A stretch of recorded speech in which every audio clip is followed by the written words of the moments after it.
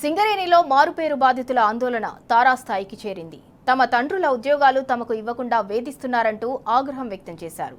మారుపేరు ఉందంటూ తమకు అధికారులు వారసత్వ ఉద్యోగాలు ఇవ్వటం లేదని ఆవేదన వ్యక్తం చేశారు. ఇప్పటికైనా తమ ఉద్యోగాలు ఇవ్వకపోతే సీఎం క్యాంపు కార్యాలయాన్ని ముట్టడిస్తామని హెచ్చరించారు.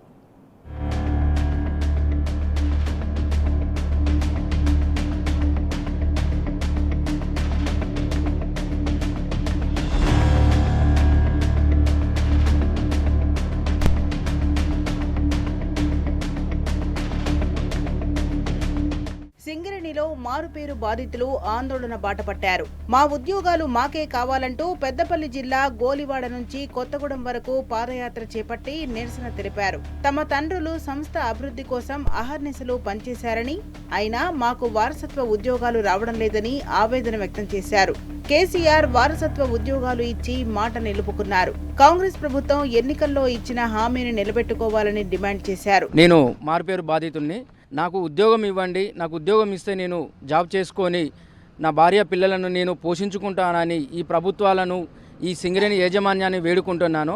అయినా కూడా వాళ్ళు ఇప్పటి వరకు ఎలాంటి నిర్ణయం తీసుకోకుండా కాలయాపన చేస్తూ మమ్మల్ని ముప్పు తిప్పలు పెట్టుకుంటూ వాళ్ళు తిప్పడం జరుగుతుంది. ఇది ఈ గవర్నమెంట్కి కానీ ఈ సింగరేణి యాజమాన్యానికి కానీ కరెక్ట్ కాదని నేను చెప్తున్నాను. ఎమ్మెల్యేలకు మేము వినతి పత్రాలు ఇవ్వడం జరిగింది, మంత్రులను వెళ్ళి వినతి పత్రాలు ఇవ్వడం జరిగింది. అయినా కూడా వాళ్ళు ఒకటే చెప్తున్నారు, మీ సమస్య నేను ఖచ్చితంగా తీరుస్తామంటున్నారు, కానీ ఇప్పటి వరకు కూడా తీర్చలేదు.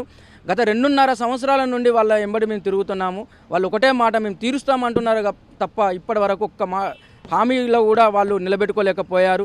మంత్రులకు కానీ, ఎమ్మెల్యేలకు కానీ, సీఎం కానీ, డిప్యూటీ సీఎం కానీ దయచేసి మా ఉద్యోగాలు మాకు ఇస్తే ప్రశాంతంగా మేము ఉద్యోగాలు చేసుకుంటాము, దయచేసి మాకు ఇవ్వాలని మేము కోరుతున్నాం. అధికారంలోకి వచ్చినాక మారుపేర్ల బాధితుల సమస్యను పరిష్కరిస్తామని రేవంత్ రెడ్డి హామీ ఇచ్చారు.